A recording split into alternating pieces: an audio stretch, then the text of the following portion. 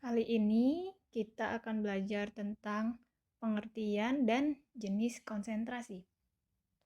Teman-teman masih ingat kan bahwasanya sebuah larutan itu terdiri dari zat terlarut dan pelarut, di mana dalam sebuah larutan zat terlarut ini akan tersebar merata di seluruh wadah, tidak terkonsentrasi pada satu titik.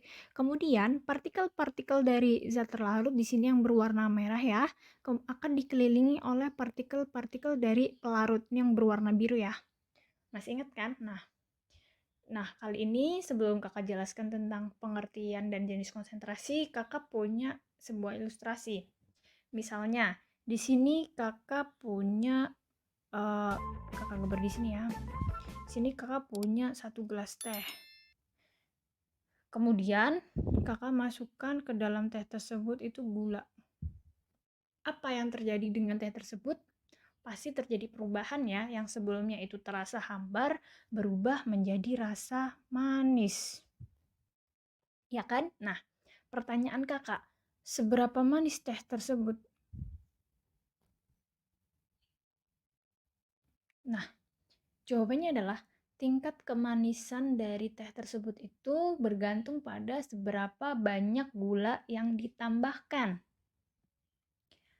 Ya, artinya semakin banyak gula yang ditambahkan ke dalam larutan teh tersebut, maka akan semakin manis. Nah, banyaknya gula yang ditambahkan ke dalam teh inilah yang kemudian dinyatakan sebagai konsentrasi.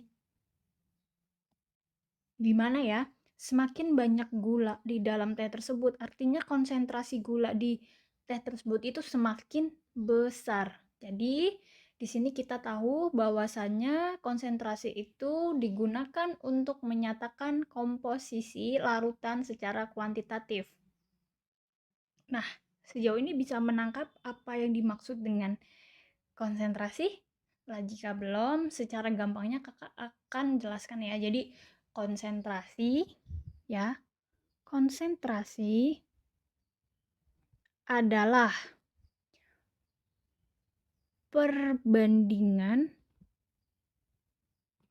jumlah zat terlarut dengan pelarut. Bisa dipahami? Oke.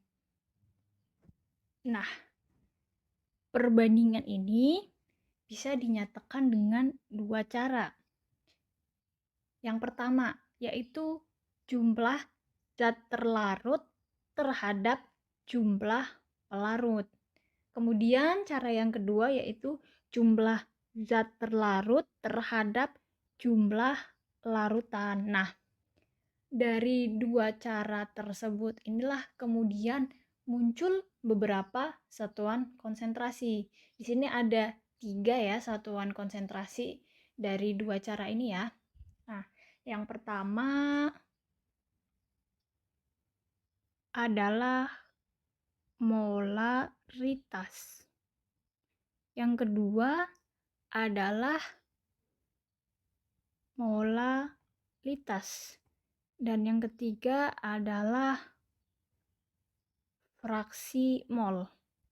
Kakak bahas satu persatu ya terkait dengan satuan konsentrasi, dimulai dari yang pertama yaitu molaritas atau M besar. Di mana molaritas adalah banyaknya mol zat terlarut dalam tiap liter larutan. Atau secara matematis dapat dirumuskan sebagai berikut, di mana M besar sama dengan N per V dalam liter, atau M besar sama dengan gram per mr dikali 1000 per P dalam mililiter. Nah, kemudian yang kedua yaitu molalitas atau M kecil, di mana molalitas adalah jumlah mol zat terlarut ya, zat terlarut dalam tiap 1 kilogram pelarut murni. Secara matematis dirumuskan sebagai M sama dengan N per P dalam kiloliter, atau M sama dengan gram per mr dikali 1000 per P dalam gram. Ini maaf, ini M kecil ya. Oke. Kemudian yang selanjutnya yaitu fraksi mol atau X. Nah, fraksi mol adalah perbandingan mol zat terlarut atau pelarut terhadap jumlah mol larutan. Nah, jadi ada dua fraksi mol ya, fraksi mol zat terlarut dan fraksi mol pelarut. Jadi yang pertama untuk fraksi mol zat terlarut atau XT ya, XT ya. XT sama dengan NT per NT plus NP. Kemudian yang kedua untuk XP atau fraksi mol pelarut ya.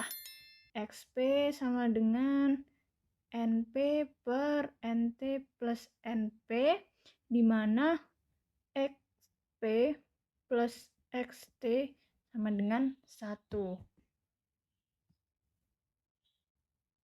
Sejauh ini sudah paham ya untuk pengertian konsentrasi dan jenis konsentrasi.